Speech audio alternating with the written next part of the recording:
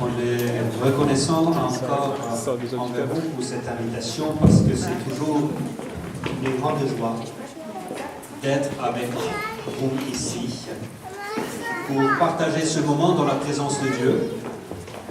J'ai dit ça bien avant de partager la parole, c'est de partager la communion, la joie de vous rencontrer, la joie de vous voir. C'est vraiment quelque chose de formidable. Nous allons aussi, bien sûr, lire la parole. Et le texte d'aujourd'hui, c'est l'entrée triomphale de Jésus à Jérusalem. Le texte, comme vous pouvez le voir, nous le trouvons dans l'Évangile selon Jean, le 12e chapitre, et à partir du verset 12. Nous lisons du verset 12 à 19. Le lendemain, une foule immense était à Jérusalem pour la fête.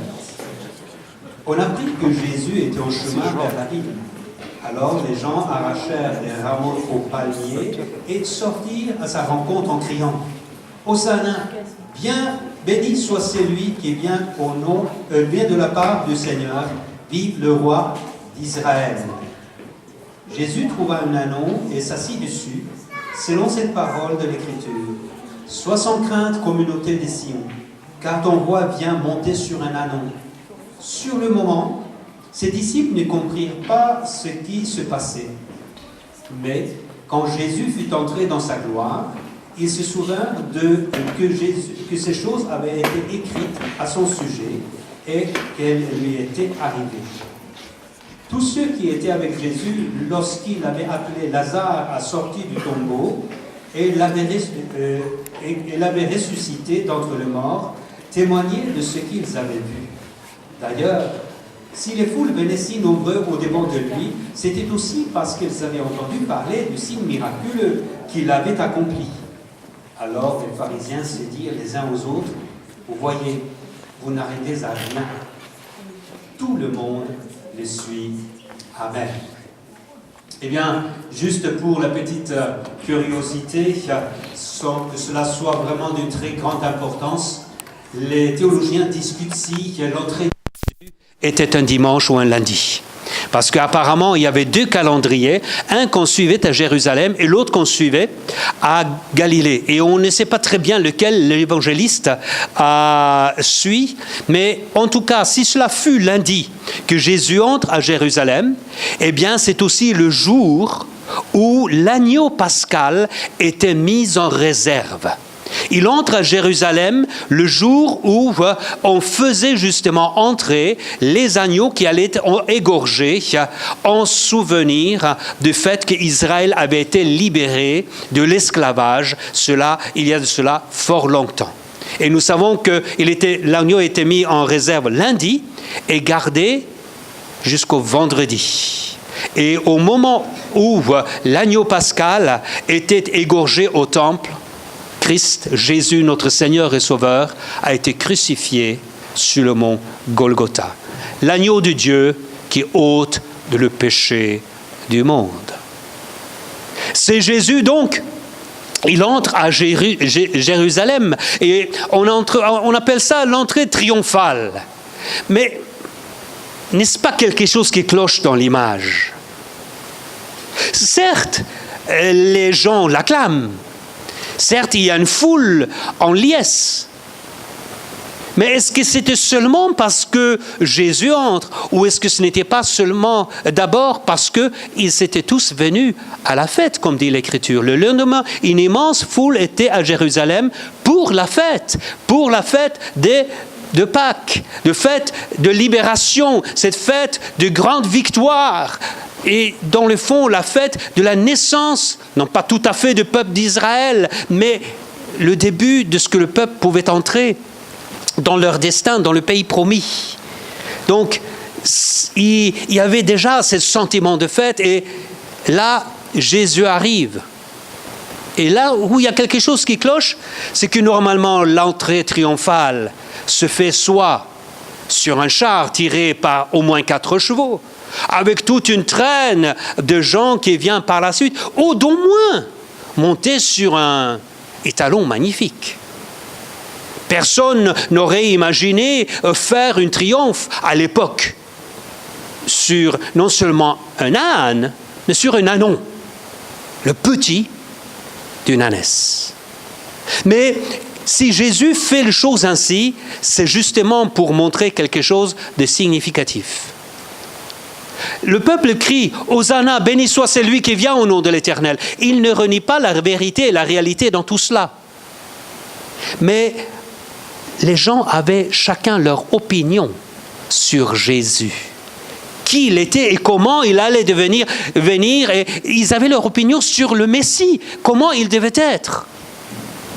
Vous n'êtes pas sans savoir probablement que Israël attendait la libération, mais d'un grand libérateur, un héros, un guerrier.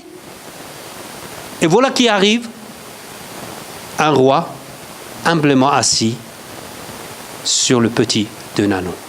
Cela est tellement contre-intuitif que les gens n'arrivaient pas à réellement mettre ensemble leurs attentes avec ce qu'était Jésus. Même les disciples avaient un peu du mal à comprendre, puisque nous a dit, ils ne comprenaient pas pour le moment ce qui est arrivé. C'est lorsque Jésus est ressuscité qu'ils ont compris que ces choses avaient été dites et que ce qui avait été dit dans le prophète Zacharie est aussi arrivé. Beaucoup d'opinions concernant Jésus. Nous pouvons aussi en avoir. Faire notre image de Jésus. Avoir notre pensée. Plaise à Dieu qu'il puisse lui-même se révéler à nous tel qu'il est. Roi tout-puissant, mais qui vient humblement, aussi humblement qu'il le fait ici. Certes, un triomphe que le peuple lui fait, mais assis sur un ânon. Et vous savez, le peuple est volatile. Les opinions changent. Et il y a les cris de « Béni soit celui qui vient au nom de l'Éternel » le lundi ou samedi, dimanche, se tournent vendredi en « Crucifie-le, crucifie-le, mettez-le aux morts, laissez venir Barabbas et crucifiez Jésus ». Les opinions changent, les vents tournent. Mais Jésus, il allait tout droit vers son destin. Quoi que disaient et quoi que pensaient les hommes. Il voulait faire une entrée à Jérusalem, comme aujourd'hui, il veut faire une entrée dans ton cœur. Lorsque j'ai lu ce texte, il y a quelque chose qui m'a frappé. Ce n'est pas tant ce que crient les gens, et pas autant non plus le fait que Jésus entre sur cet ânon à Jérusalem, mais c'est quelles sont les personnes qui sont là. Quelles sont les personnes qui sont là? Moi, j'ai arrivé à trouver 4 catégories. Est-ce que vous en parvenez? 4 catégories de personnes. Regardez le texte.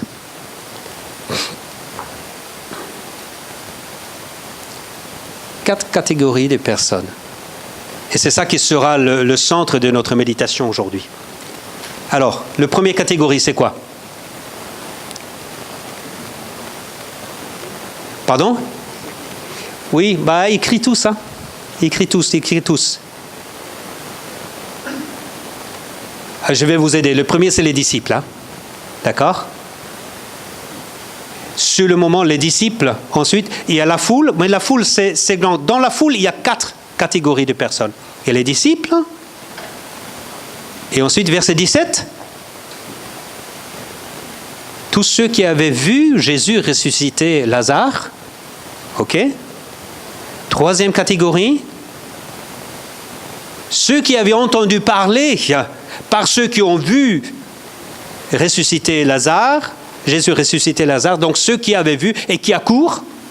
Et la 4e catégorie, tout en bas. Les pharisiens. Voilà, ces 4 catégories sont là et ces 4 catégories m'ont interpellé. Voilà. Il y avait donc une foule immense. Les disciples, ils ne comprirent pas ce qui se passait réellement. Mais ils avaient été avec Jésus suffisamment de temps pour, même s'ils ne comprenaient pas, lui faire confiance.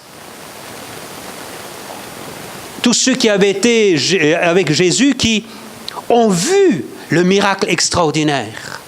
Ils ont entendu les paroles de Jésus. Jésus qui, devant le tombeau de Lazare, prie, « Seigneur, ce n'est pas pour moi que j'ai prié, mais c'est pour la foule que j'ai prié, parce que je sais que tu m'entends toujours. » Et il dit à son père, et il crie de voix forte, « Lazare, sort de la grotte !» Et Lazare sort, enrubanné de tous les bandeaux qu'il avait, au point qu'il fallait le délier, afin qu'il puisse reprendre sa place parmi les vivants. Ensuite, ceux qui avaient entendu parler, l'ouïe dire. Vous savez, ces gens de nouvelles, ça se répand très vite. Et finalement, donc, les pharisiens, ce sont les schtroumpfs grognons. Voilà. Voyez, ça ne sert à rien. Tout le monde court après lui. Et ces 4 catégories de personnes, c'est aussi 4 attitudes du cœur.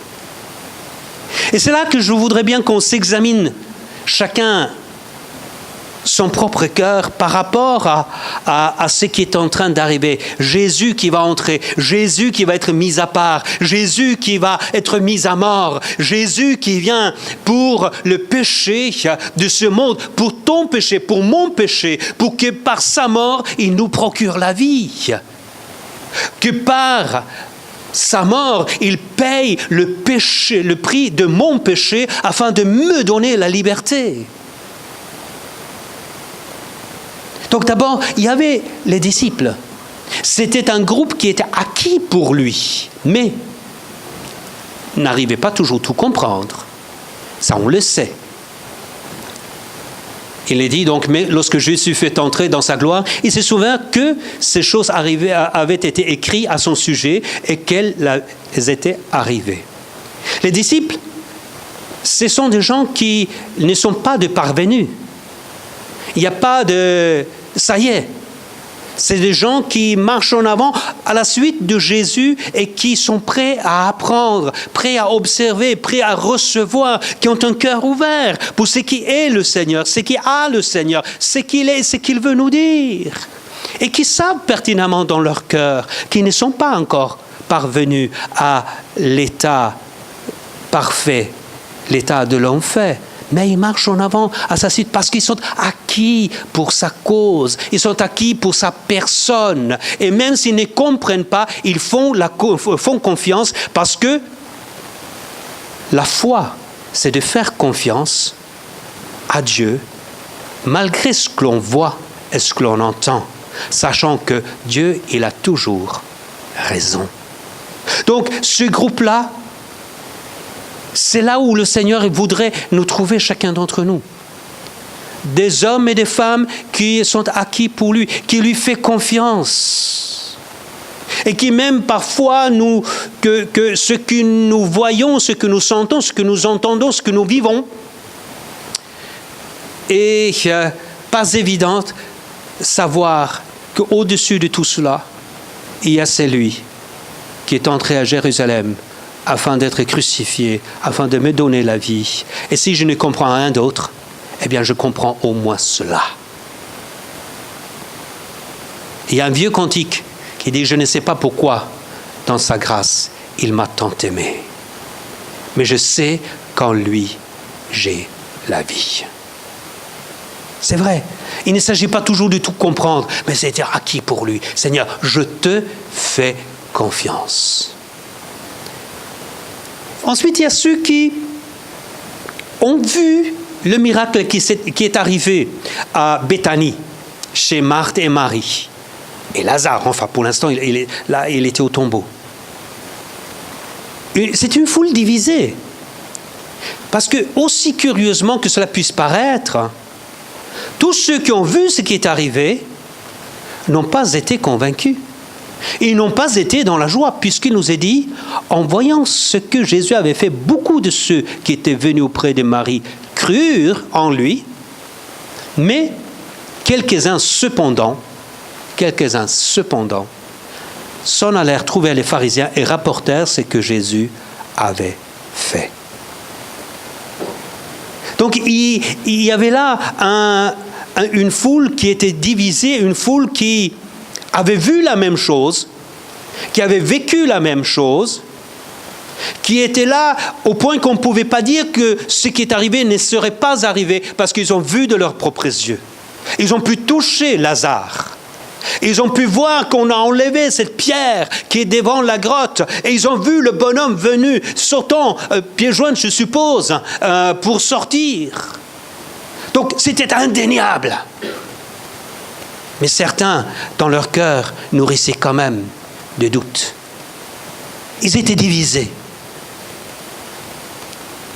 Donc il y avait ceux qui étaient acquis pour sa cause et ceux qui étaient divisés. Je pourrais rapprocher cela à avoir des doutes. Peut-être tu es parmi ceux qui est acquis pour sa cause, qui croient en lui et qui vit en relation avec lui. Mais peut-être tu es aussi parmi ceux il y a ceux qui sont parmi ceux qui ont des doutes. Tu as entendu, tu as vu. Tu ne peux pas renier que Dieu ne bénit pas, que Dieu ne répondrait pas à la prière, que Dieu ne t'aimerait pas. Mais malgré tout, il y a quelque chose qui fait que tu n'es pas entier à lui. Un cœur divisé, peut-être attiré aussi par ce qui se fait en dehors, parce que les yeux nous font voir en dehors de Dieu. Parce que la chair, c'est que nos sentiments nous attirent en dehors du Seigneur. Et l'orgueil de la vie.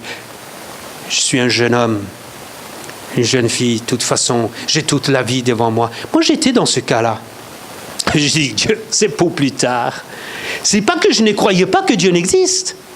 Ce n'est pas que je ne croyais pas que les choses de Dieu étaient une vérité. Mais je me suis dit au-dedans de moi, ce sera pour plus tard. Or Dieu, il a dit, c'est maintenant. À l'âge de 17 ans. Il y a quelques années de cela, à peu près 3-4. Voilà. Et le Seigneur m'est arrêté. Et il m'a montré mon péché. Il m'a montré que mon cœur était pas à lui. Et en même temps, il m'a montré qu'en lui, j'avais la liberté.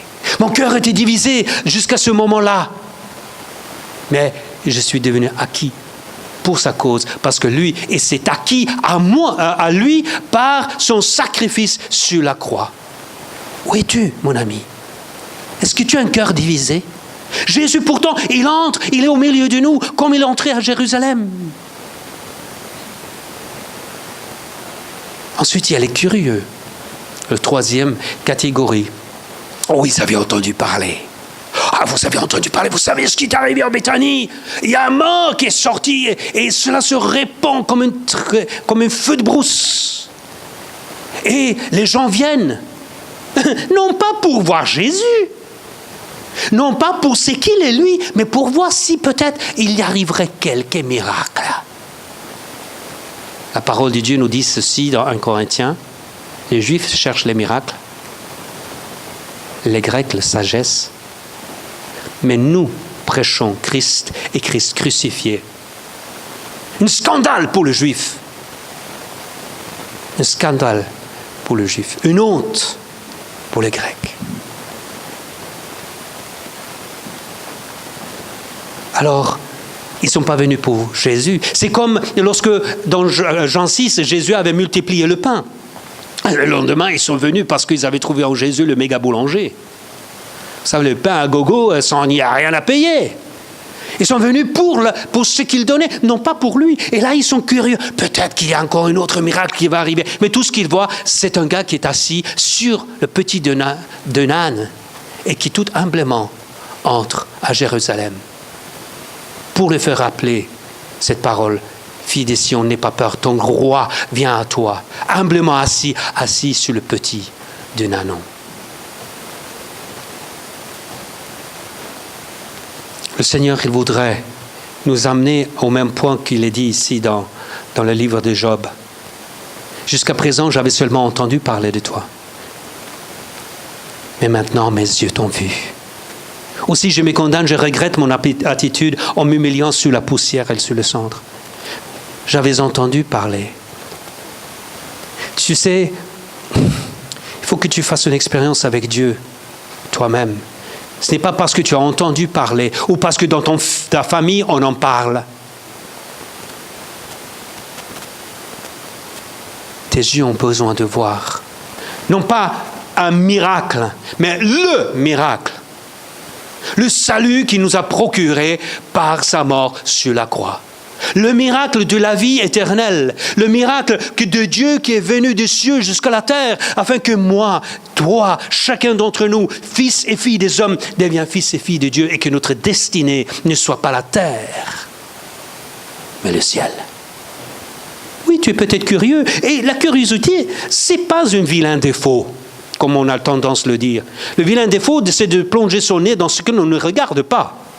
Mais si l'homme ne serait pas curieux, eh bien, moi, je pense que déjà, tous les amis de Venture ne seraient même pas en France.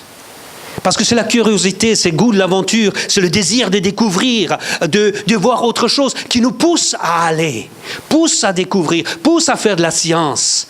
La curiosité est une bonne chose. Alors, poursuis dans ta curiosité de trouver encore qui est Jésus. Pas seulement le miracle, mais c'est qu'il est pour toi. Et le dernier, comme je dis, les schtroumpfs-grognons, ce sont les pharisiens, ce sont les mécontents. Et vous savez, vous pouvez avoir les miracles, vous pouvez avoir les meilleures des choses, il y a toujours ceux qui disent, mais ça, je n'en veux pas. Je n'en veux pas. Voyez-vous, vous n'arrivez à rien. Tout le monde court après lui, c'est la jalousie. Je veux simplement te dire, tu n'as pas besoin d'être jaloux lorsque les autres sont bénis. Tu n'as pas besoin d'être jaloux. Parce que Dieu, il a aussi des bénédictions pour chacun qui l'appelle à lui. Les maîtresses sont des chouchous parfois. Dieu n'en a point. Il n'a que ses enfants et il les aime d'un amour égal. Oui, elle est moins contente et peut-être que tu es là et finalement je dis, mais oh là là là là, bon, je suis là parce que c'est peut-être la tradition, c'est pas la famille, parce que c'est pas le copain, je ne sais pas, mais finalement, tu aimerais être à 1000 lieues ailleurs et faire que sais-je, je ne sais pas. Considère quand même ce Jésus qui entre humblement à Jérusalem. Il entre non pas pour s'imposer en tant que vainqueur, guerrier, mais humblement t'invitant dans sa présence. On est tous centrés autour de Jésus. Et vous savez, il n'y a pas ceux qui sont loin de lui et ceux qui sont en dehors de son sphère d'influence et ceux qui seraient intérieurs de son sphère d'influence. Jésus au centre, c'est comme un peu comme une spirale. Et vous savez, la spirale, on peut l'emprunter dans les deux sens. Soit on va comme ça, ou on va dans l'autre sens. Et dans ce cas-là, on spirale vers la présence du Seigneur et plus en plus vers sa connaissance. Les disciples étaient tout à fait en train d'aller vers l'intérieur.